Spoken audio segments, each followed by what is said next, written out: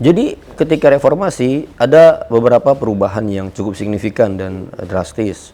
Pertama adalah reformasi Undang-Undang Pertahanan tahun 2002. Itu yang pertama, sebelum reformasi Undang-Undang TNI tahun 2004. Nah, konsep pertahanan yang dulunya mengasumsikan semua adalah tentara, semua adalah pertahanan sipil diubah. Jadi sekarang tentara adalah orang-orang yang profesional, yang terlatih. Terkait dengan Undang-Undang ASN ini kan itu ranahnya Kementerian Pan-RB. Kita tidak dilibatkan dalam penyusunan itu, kita tidak tahu. Dalam hal ini kalau memang dari RPP itu Undang-Undang ASN ada rencana memasukkan jabatan-jabatan, itu kan memang sudah terjadi. Selama ini sudah berlaku di beberapa kementerian. Nah, tentu saja kita juga mengharapkan TNI kita yang beradaptasi cepat dengan perubahan-perubahan itu, terutama tantangan-tantangan persoalan pertahanan yang terkait teknologi, cyber, dan lain-lain. Dan dalam konteks itu, saya rasa undang-undang kita, saya setuju untuk direvisi. Tentu saja ini revisi yang selalu harus dikaitkan menurut saya ada 3 hal. Pertama, demokrasi. Kedua, juga harus kebutuhan TNI tentang profesionalismenya, juga penegakan hukum dan hak asasi manusia. Jadi hal-hal itu kalaupun revisi dilakukan, prinsip-prinsip itu tetap harus dipegang.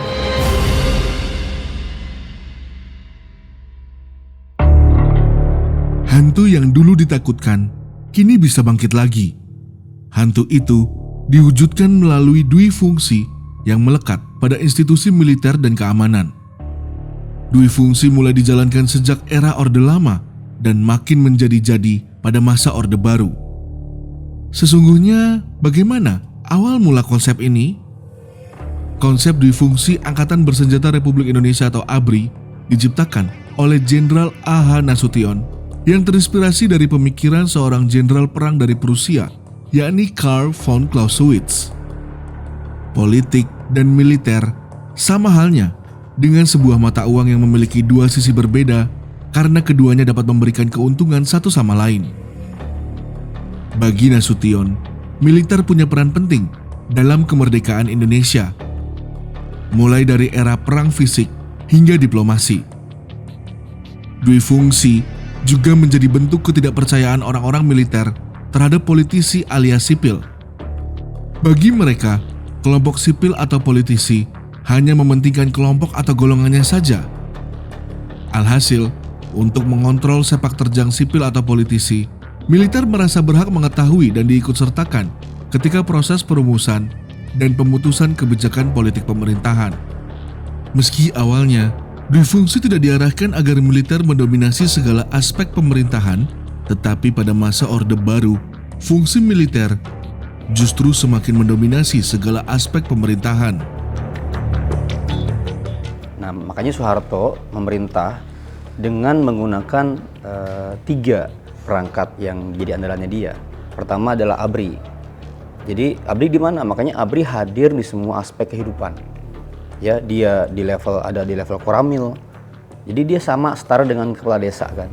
Ya, atau camat lah kalau sekarang ya, camat gitu. Ada di level Kodim, di level kabupaten, ada di level Kodam, di level provinsi. Jadi dia menyerupai struktur pemerintahan sipil gitu. Dan fungsi-fungsinya banyak sekali, dia terlibat dalam mengawasi sehari-hari. Jengah dengan kondisi yang menguasai segala aspek kehidupan bangsa, gelombang reformasi pun mengusung pencabutan dui fungsi ABRI.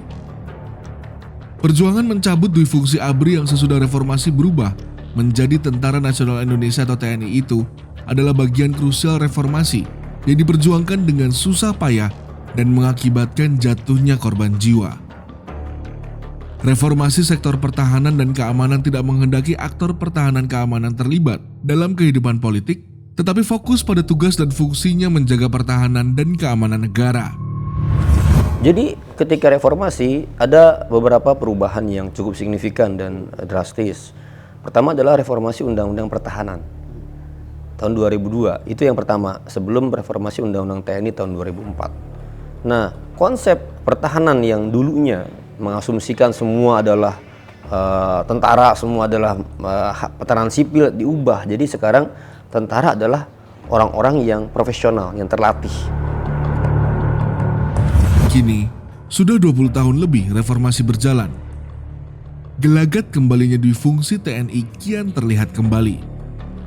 Para aktivis pro-demokrasi melihat celah itu muncul melalui pembentukan Undang-Undang Nomor 20 Tahun 2023 tentang Aparatur Sipil Negara atau Undang-Undang ASN.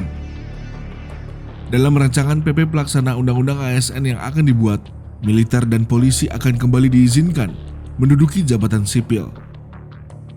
Seperangkat aturan ini pun diduga sebagai legalisasi praktik aparat militer aktif menduduki jabatan di luar yang diperbolehkan undang-undang. Jabatan-jabatan itu seperti di berbagai kementerian dan BUMN.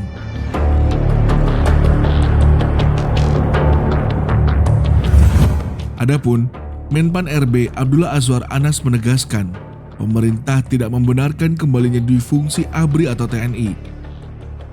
Pengisian jabatan ASN dan TNI atau Polri dan sebaliknya akan diatur secara selektif dengan pembatasan tertentu dan disesuaikan dengan kebutuhan instansi yang bersangkutan dengan manajemen talenta. Ketua Komisi 2 DPR RI Ahmad Doli Kurnia Tanjung menegaskan, prajurit TNI dan Polri dapat mengisi jabatan ASN atau sebaliknya hanya pada eselon 1 dan di lingkungan pemerintah pusat. Adapun merujuk pasal 47 ayat 2 Undang-Undang Nomor 34 Tahun 2004 tentang Tentara Nasional Indonesia atau UU TNI, prajurit aktif dapat menduduki jabatan pada kantor yang membidangi pertahanan dan keamanan. Sementara, TNI mengatakan tidak dilibatkan dalam pembahasan Undang-Undang ASN maupun Undang-Undang TNI. Terkait dengan Undang-Undang ASN ini kan itu ranahnya Kementerian Pan RB. Kita tidak dilibatkan dalam penyusunan itu, kita tidak tahu. Dalam hal ini kalau memang dari RPP itu Undang-Undang ASN ada rencana memasukkan jabatan-jabatan, itu kan memang sudah terjadi selama ini, sudah berlaku di beberapa kementerian. TNI pun tidak pernah meminta agar kementerian dan lembaga sipil menyediakan jabatan bagi personelnya. Selain itu, TNI tidak akan mengkhianati amanah reformasi agar TNI menjadi lembaga yang profesional. Ya, untuk menjaga profesionalisme TNI setelah kegiatan setelah reformasi itu, tentunya kami dari struktur jabatan kita sudah evaluasi. Jadi semua jabatan-jabatan memang harus mengacu kepada Undang-Undang TNI. Salah satunya adalah tugas TNI menjaga kedaulatan, kemudian menjaga kedaulatan, terus menjaga keutuhan wilayah dari Sabang sampai Merauke dan juga menjaga keselamatan.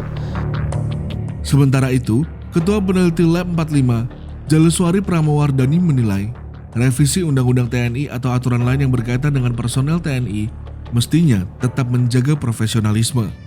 Nah, tentu saja kita juga mengharapkan TNI kita yang beradaptasi cepat dengan perubahan-perubahan itu, terutama tantangan-tantangan persoalan pertahanan yang terkait teknologi, cyber, dan lain-lain.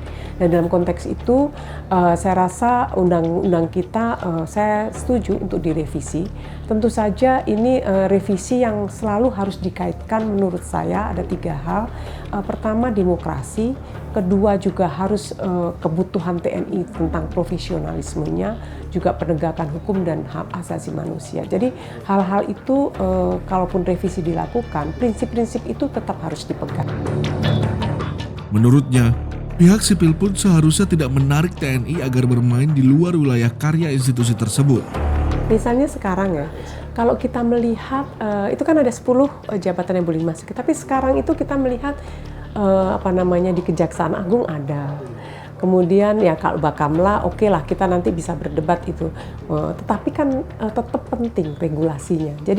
Jadi revisi ini justru untuk mengatur tata kelola ini semua sehingga TNI tidak selalu dituduh tidak profesional, kedifungsi dan lain-lain. Argumentasi kenapa dia harus masuk ke situ itu harus ada gitu, dan itu tidak boleh meninggalkan yang tadi kita harapkan TNI tidak boleh menjauh dari karakter untuk menjadi profesional itu gitu. Jadi sipil sendiri juga jangan menarik-narik tentara untuk masuk ke ini, masuki kementerian lembaga jabatan yang sebetulnya seharusnya tidak ada di sana. Saat ini, RPP ASN tersebut masih dibahas oleh pemerintah. Undang-undang ASN dan turunannya menjadi salah satu jalan pembuka bagi revisi Undang-Undang TNI. Kita nantikan, apakah TNI nantinya akan dipaksa kembali melakukan dui fungsi, ataukah tetap berada di rel sebagaimana amanah reformasi.